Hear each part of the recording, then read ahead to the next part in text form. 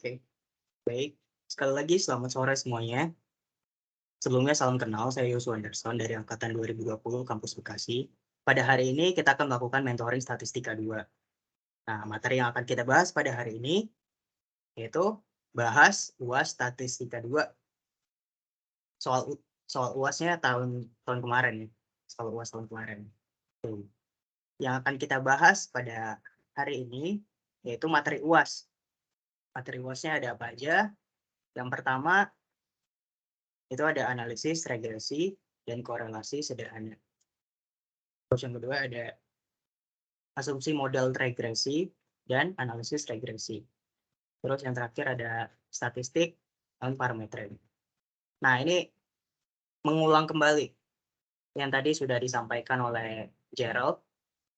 Kalau teman-teman yang misalnya udah mencoba mengerjakan soal UAS ini sebelumnya, dan nanti kira-kira ada yang mau ditanyakan atau ada yang bingung, bisa raise hand aja, atau bisa langsung cut aja juga nggak apa-apa, langsung tanyain aja, nggak apa-apa, kita di sini interaksi aja ya. Jadi bukan cuman saya yang ngejelasin, tapi teman-teman juga bisa ngerespon. Oke, gitu ya. Oke, ini 3 materinya. Kita bahas dari yang pertama, analisis, regresi, dan korelasi sederhana. Ini yang pertama.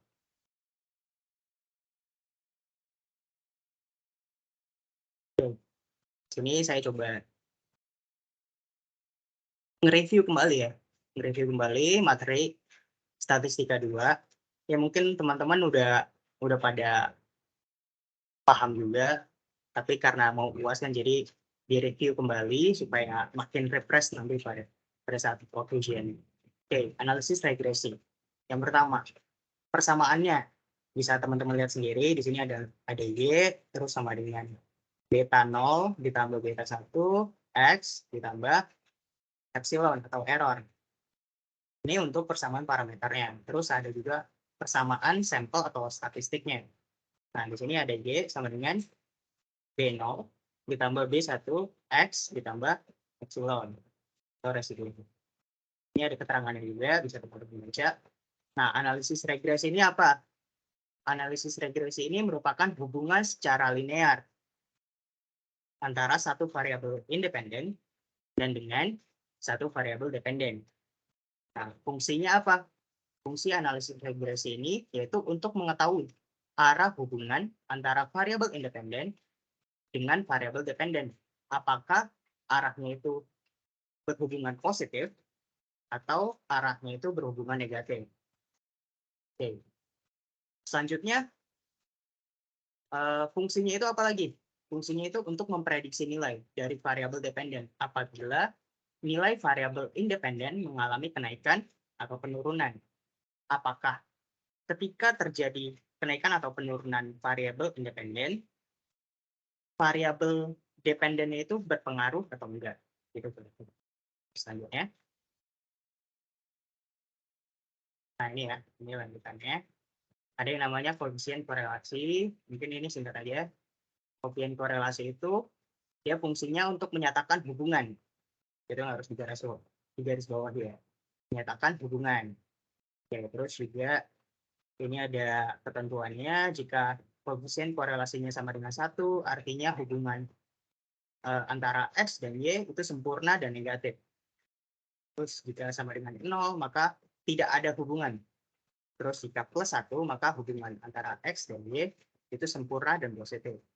Terus di sini ada yang namanya metode least square. Berikut rumusnya. Nanti rumus-rumus ini yang akan kita pakai di pembahasan soal. Oke, selanjutnya. Nah, setelah tadi ada koefisien korelasi, selanjutnya ada yang namanya koefisien determinasi. Koefisien determinasi ini fungsinya untuk apa? Fungsinya untuk mengukur seberapa baik model regresi yang kita buat dalam mengestimasi Y. Nah, dengan kata lain, koefisien determinasi mengukur seberapa besar proporsi variasi variabel Y yang dapat dijelaskan. Nah, ini di garis bawah juga nih. Dapat dijelaskan oleh variabel X-nya. Oke, berikut ada rumus-rumusnya, ada sum of square total, terus ada sum of square error, terus ada yang namanya sum of square regression. Nah, berikut juga rumus-rumusnya. Teman-teman bisa lihat nanti di PPT. Dan rumus-rumus ini akan kita gunakan juga pada saat pembahasan soal nanti. Oke, lanjut. Setelah kita tahu koefisien korelasi, terus juga kita udah tahu koefisien determinasi, selanjutnya ada yang namanya uji tes atau t-test. Nah, ini namanya uji signifikansi. Nah, t-test ini biasa disebut juga sebagai uji parsial atau uji secara masing-masing. Misalnya, ada satu variabel dependen dan 3 variabel independen. Nah, kita cari hubungannya, keterkaitannya itu masing-masing satu. Terus, ya apakah dia berpengaruh secara signifikan atau enggak. Sedangkan nanti di slide selanjutnya ada yang namanya uji F atau F-test. Itu dia namanya uji simultan, uji secara bersama-sama. Itu kebalikannya dari uji parsial. Nah, fungsinya uji t-test ini untuk apa? Untuk mengetahui apakah terdapat pengaruh yang signifikan dari variabel independen, variabel X, terhadap variabel dependennya. Nah, ini ada langkah-langkahnya, langkah 1, langkah 2, langkah 3, langkah 4, dan ini rumusnya. Berikut ada rumusnya. Langkah-langkah ini yang nanti akan kita gunakan juga untuk pembahasan soal nanti. Nah, rumus ini juga bakal kita pakai di pembahasan soal nanti. Oke, selanjutnya. Selanjutnya di sini ada yang namanya F-test. Nah, ini bisa dibilang kakaknya dari t-test. Kalau t-test itu tadi uji secara parsial, secara sendiri-sendiri. Kalau yang ini uji secara simultan, uji secara bersama-sama. Nah, berikut juga ada langkah-langkahnya. Bisa teman-teman baca dan lihat juga di PPT-nya. PPT-nya kebetulan udah saya taruh juga ya di files. Jadi bisa teman-teman lihat dan baca dan review kembali juga nanti. Nah, ini ada langkah-langkahnya. Ini juga ada rumus-rumusnya. Oke. Nah, ini juga ada yang namanya pendugaan interval. Nah, berikut ada rumusnya. Terus, untuk menentukan apakah persamaan regresi dapat digunakan untuk prediksi. Nah, persamaan regresi dapat digunakan untuk prediksi jika hasil uji koefisien regresi atau uji B-nya nanti t-test dan F-test menunjukkan hasil bahwa HO ditolak. Nah, gitu ya. Kalau HO ditolak, dia artinya signifikan berpengaruh. Oke. Selanjutnya. Nah, kita masuk nih ke pembahasan soal nih. Soal nomor 1. Ujian akhir semester tahun kemarin. Nah, saya coba baca soal nih. 6 orang wanita dipilih secara random dan ditanyakan beberapa total pendapatan setiap bulannya. Oke. Total pendapatan.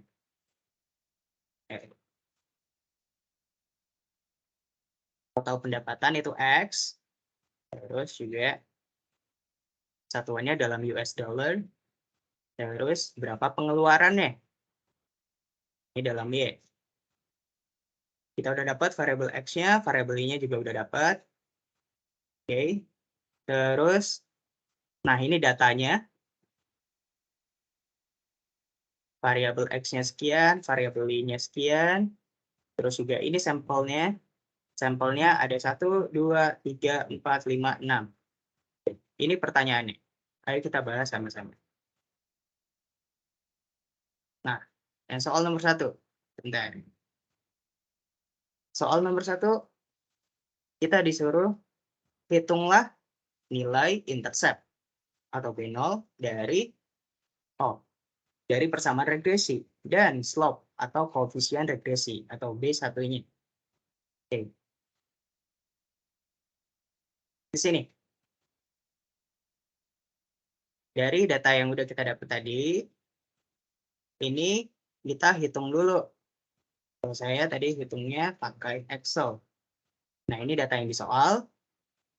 Yang pertama, kita lihat dulu rumusnya. Jadi, setelah tahu rumusnya, pasti kita akan tahu apa-apa aja yang diperlukan. Sini ada XI, terus ada rata-rata X, terus juga ada Y, terus juga ada X lagi, terus juga rata-ratanya dipangkatkan 2. Oke. Jadi di sini tinggal kita masukin aja. Tinggal kita masukin data yang udah kita olah. Ya. Teman-teman udah pada tahu kan ini nyarinya gimana? Pasti udah tahu lah ya.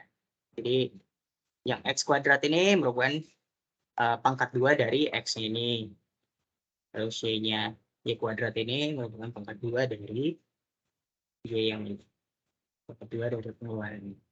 Terus ini tinggal perkalian dari variabel X dan variabel Y ini. Nah, di sini rumusnya udah, terus tinggal kita masukin aja datanya. Satunya berapa, terus rata-rata X-nya berapa, dan selanjutnya, sampai kita dapat B1-nya. B1-nya kita dapat di sini 0,1784. Nah, setelah kita dapat B1, kita cari lagi B0-nya. B1 itu biasa kita sebut juga kalau di persamaan dasar ya, Y sama dengan Y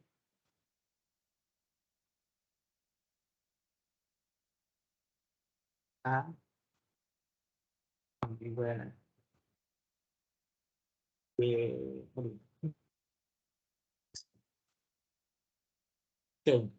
Nah, yang B1 ini biasa kita kalau di persamaan dasar banget itu bisa kita samakan juga dengan B.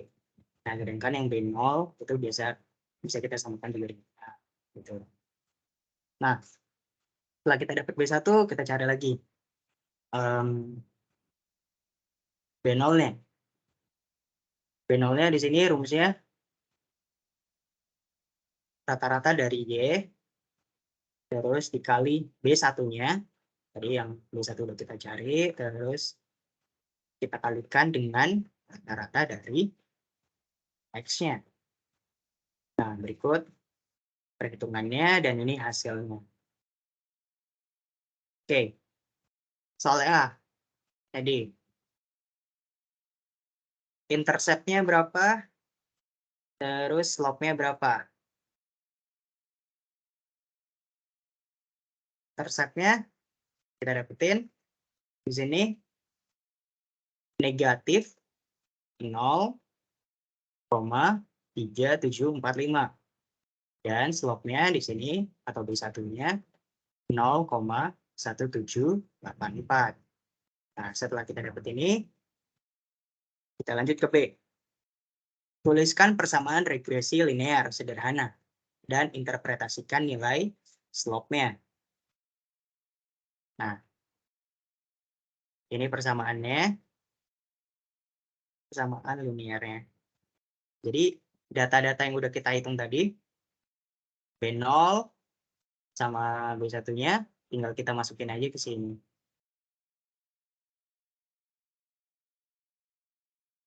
Oke.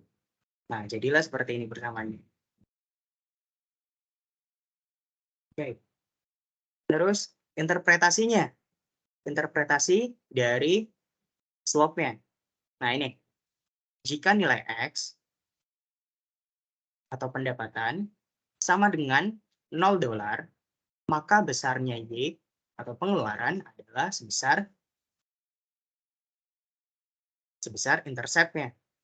Sebesar negatif $0,3745. Nah, sedangkan setiap kenaikan satu satuan X akan menaikkan Y sebesar slope-nya 0,1784. Gitu. Sampai sini kira-kira teman-teman ada yang bingung atau kurang paham?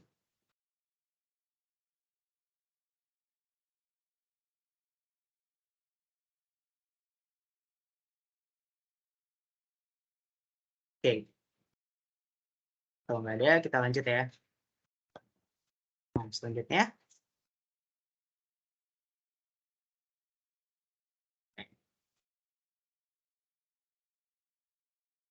Kita lanjut ke yang C. Hitunglah nilai koefisien determinasi dan koefisien korelasi, serta interpretasikan nilainya. Gunakan sum of square. Gunakan sum of square, total, error, dan SSR. Oke. Di sini kita kan tadi udah olah juga datanya, masih menggunakan data yang sama ini. Nah, dari data-data ini kita dapetin nih total dari X-nya itu 121, terus total dari Y-nya itu 19, total dari X kuadratnya itu 2035, total dari Y kuadratnya itu 67, dan total dari perkalian X dan Y-nya itu 419. Nah, ini data-datanya udah kita dapat. Terus jumlah sampelnya juga ada 6 ya. Ana, Ani, Tuti, dan seterusnya sampai Putri, ada 6. Nah, berikut rumusnya. Tinggal kita masukin aja. Tadi kan datanya udah dapat semua. Nah, ini tinggal kita masukin ke rumus ini. Udah kita masukin, kita hitung, kita cari. Dapat hasilnya, koefisien korelasinya itu 0,9820. Terus untuk koefisien determinasinya itu sama dengan pangkat 2 dari koefisien korelasinya. Jadi ini koefisien korelasinya kita pangkatkan 2. Dapat hasilnya 0,9644. Atau kalau kita jadikan persen, jadi 96,44%. Nah, interpretasinya gimana? Interpretasinya, nilai koefisien korelasinya itu kan 0,9820. Artinya itu hubungan antara variasi X, yaitu pendapatan, dan Y, pengeluaran, adalah kuat dan positif. Jadi dia semakin mendekati 1 ya semakin bagus gitu ya. Jadi korelasinya semakin kuat. Selanjutnya, koefisien determinasinya. Kita dapat tadi hasilnya 96,44%.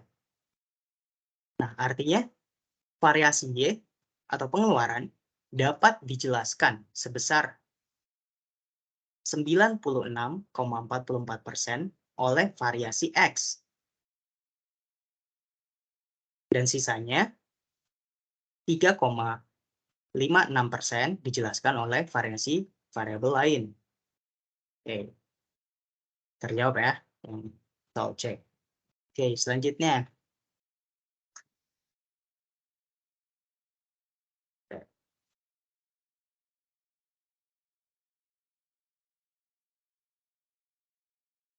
Oh, masih yang sharing. Oke, selanjutnya. Nah, di sini kita kan udah dapat tadi persamaan regresinya, yaitu ya sama dengan negatif 0,3745 ditambah 0,1784x ditambah error. Nah, terus di sini kita cari dulu nilainya ini. Nilai dari Y-nya untuk setiap X. Jadi bisa dibilang gini. Kalau teman-teman masih ingat pelajaran SMA. Nah, kira-kira gitu. Jadi kita masukin X-nya ini ke persamaan ini. Dapat hasilnya sekian, dan kita jumlahkan juga hasilnya segini, 19,34. Oke. Begitu juga dengan yang di sebelahnya ini. Ada Y, baru dikurangi dengan hasil persamaan Y ini, hasil persamaan regresi. Dapat hasilnya segini.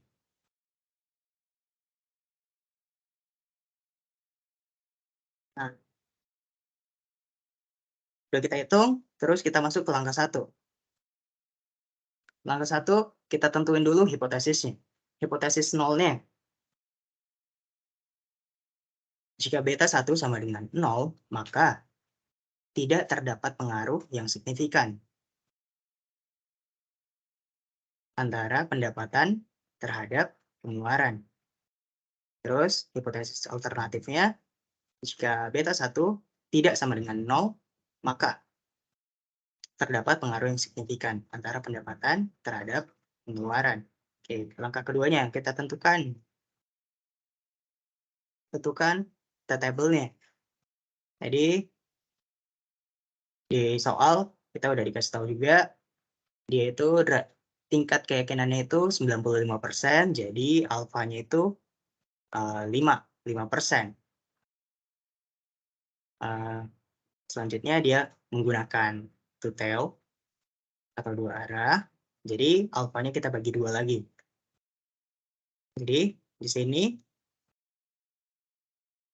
karena alfanya dibagi dua, jadi 5% dibagi 2, 2,5% atau 0,025 ya. Jadi T 0,025, terus kita dapetin juga degree of freedom-nya itu jumlah sampelnya dikurangi dengan 2. Kita dapat T-table-nya itu 2,776.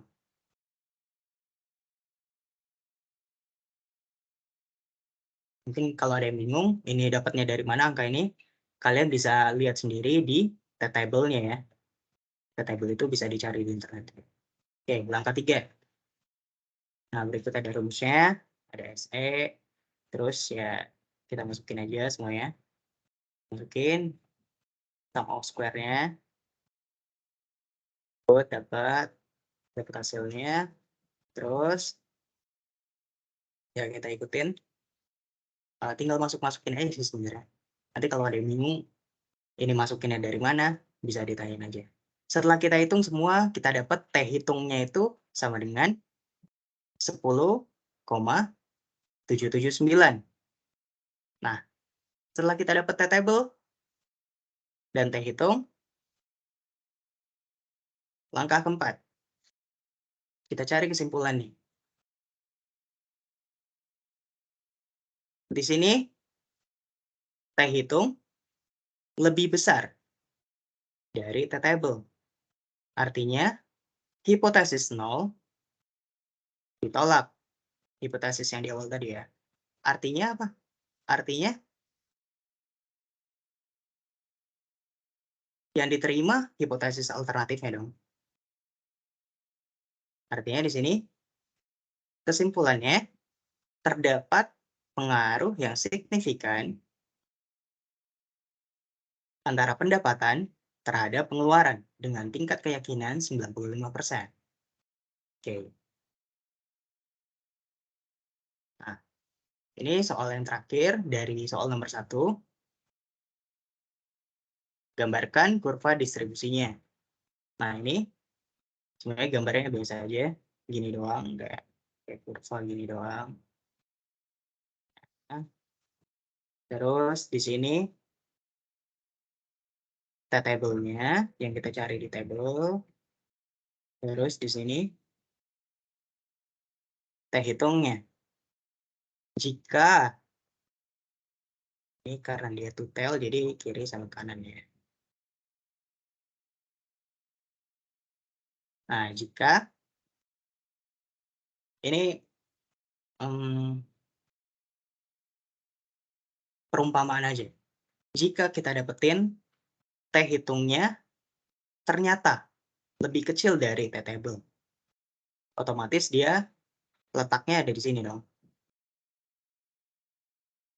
Nah, ada di sini.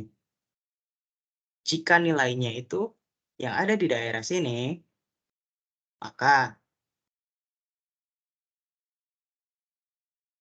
hipotesis nolnya yang diterima. Nah, karena tadi setelah kita hitung T0-nya dan kita juga udah bandingkan dengan T table-nya, dan ternyata lebih besar itu T hitungnya, T0-nya lebih besar, jadi sini data kita. Hipotesis alternatif yang diterima. Oke. Selesai nomor 1. Saya recheck lagi.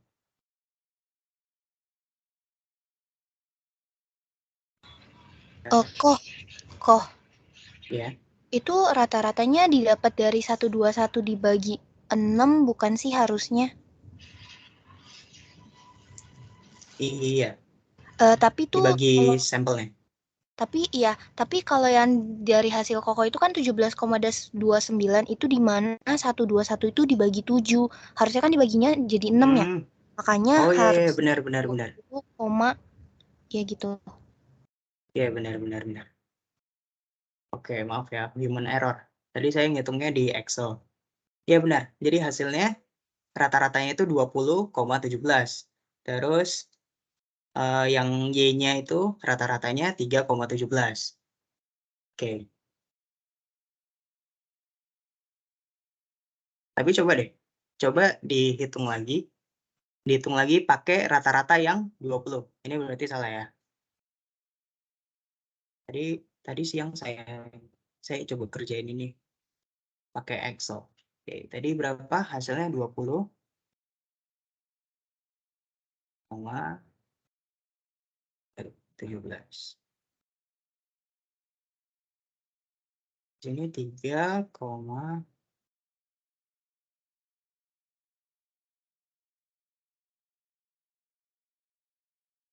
iya benar. Tadi ternyata saya cek lagi di Excel-nya itu tadi rata-ratanya saya bagi 7. Iya benar ya, kalian benar. Ya. Tadi yang ini benar ya. Yang ini 20,17 dan 3, sekian rata-ratanya. Tadi saya salah hitung di Excel. Nah, ini juga berarti. Ini juga.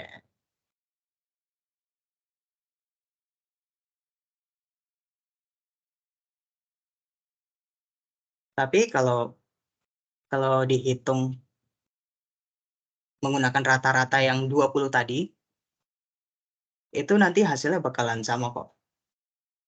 Dia hasil di sininya, di koefisien korelasinya dan koefisien determinasinya bakalan sama kok.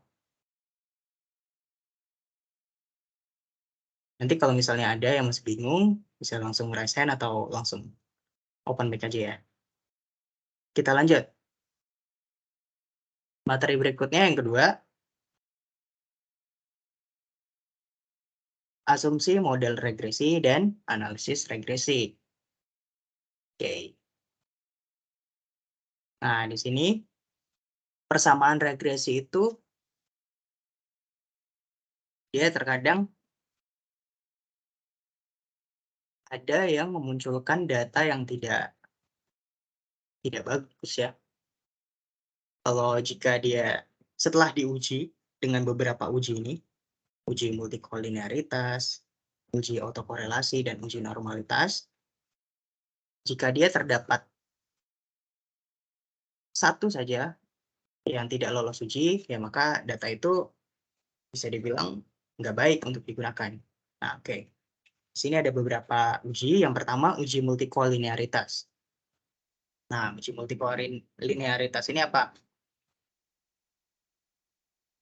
Jadi, uji ini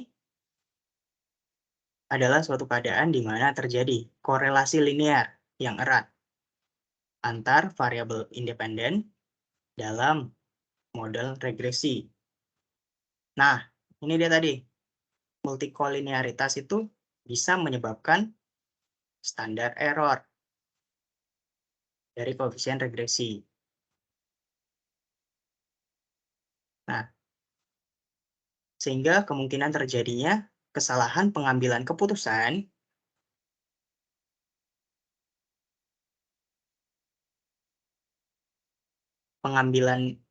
untuk hipotesisnya nanti bisa jadi semakin besar juga kesalahannya. Gitu. Data yang baik seharusnya tidak ada multikolinearitas. Oke. Di sini ada ujinya, yaitu menggunakan BIF dan tolerance. Terus ada juga menggunakan condition index. Oke. Nah, ini contohnya. Ini sebenarnya contoh yang ada di soal UAS juga. Ini ada datanya. Berikut diketahui, PIF-nya itu untuk yang variabel fasilitas, PIF-nya itu 1,560. Untuk yang variabel kompensasi, PIF-nya itu 2,474. Terus juga lingkungan kerja, PIF-nya 2,768. Nah, syarat untuk bisa lulus uji multikolinearitas itu jika nilai VIF-nya itu kurang dari 10. Nah, sedangkan kita tahu di sini kan, dari ketiga variabel, itu nilai VIF-nya tidak ada yang lebih dari 10, semuanya kurang dari 10. Jadi kesimpulannya tidak ada multikolinearitas. Nah, selanjutnya di sini ada uji autokorelasi. Nah, uji autokorelasi ini adalah suatu keadaan di mana terjadi korelasi antara error pada periode T dengan error pada periode T minus 1 atau T minus 2 dan seterusnya. Akibatnya apa? Akibatnya hasil yang bias. Ada model regresi. Data yang baik seharusnya tidak ada autokorelasi. Pengujian autokorelasi itu bisa dilakukan dengan menggunakan Darwin-Watson. Oke, ini ada ketentuan untuk Darwin-Watson. Jadi, data yang baik itu seharusnya ada di daerah sini.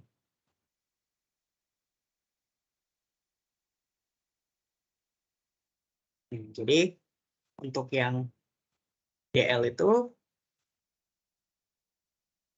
batas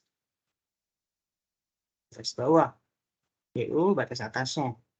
Terus 4 dikurang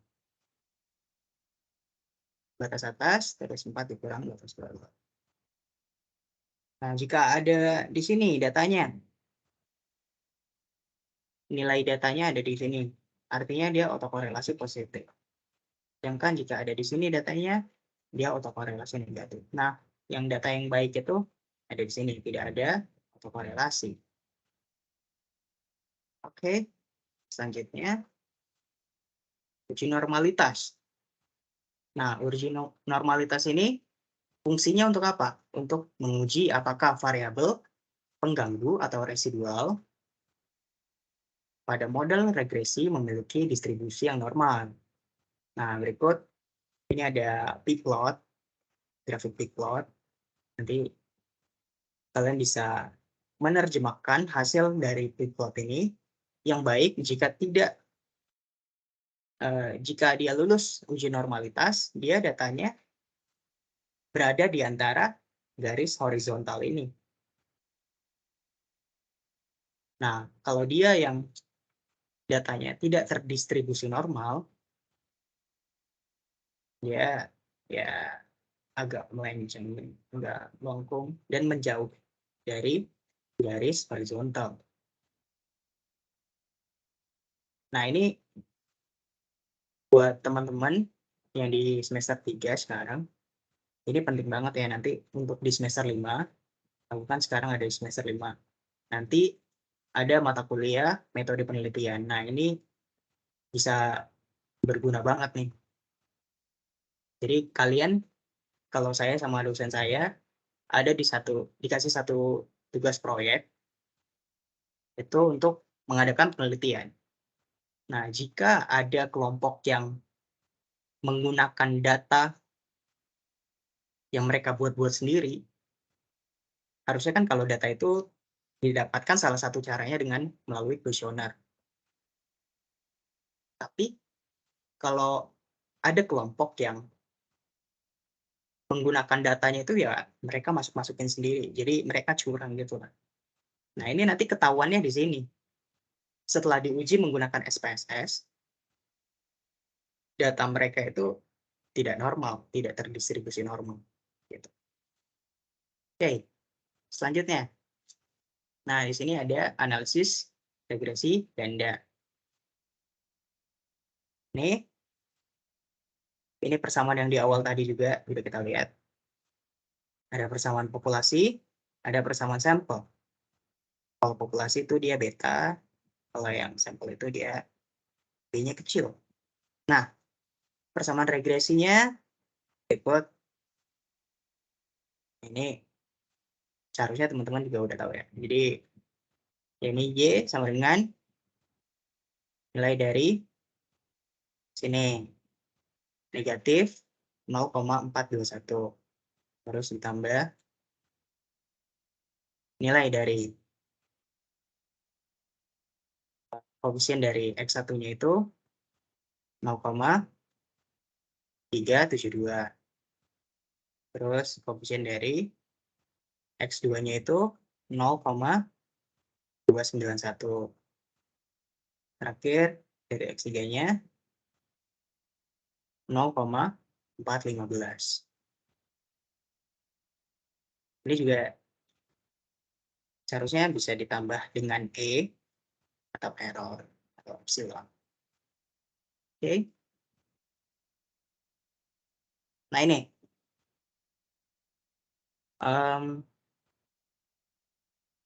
dari data ini interpretasinya apa?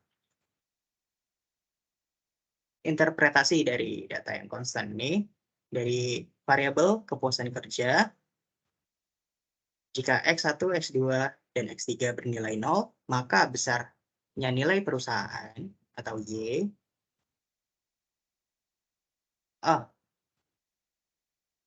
Ini agak typo lagi. Ini seharusnya kepuasan kerja sebesar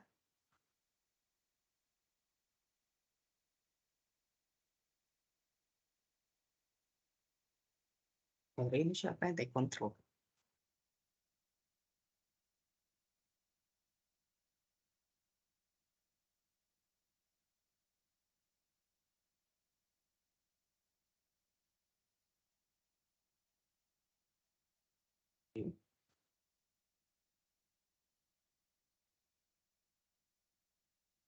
Jadi sampai di interpretasi.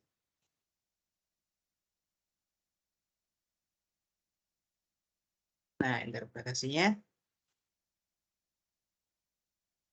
jika variabel X1, X2, X3-nya bernilai 0, maka besarnya variabel kepuasan kerja, misalnya ya, adalah negatif 0,421. Selanjutnya, jika X1 dan X2 dan X3 itu sama dengan konstan, maka setiap kenaikan satu satuan X1 akan meningkatkan Y sebesar 0,372 satuan. Jika X1 dan X3 konstan, maka setiap kenaikan satu satuan X2 akan menurunkan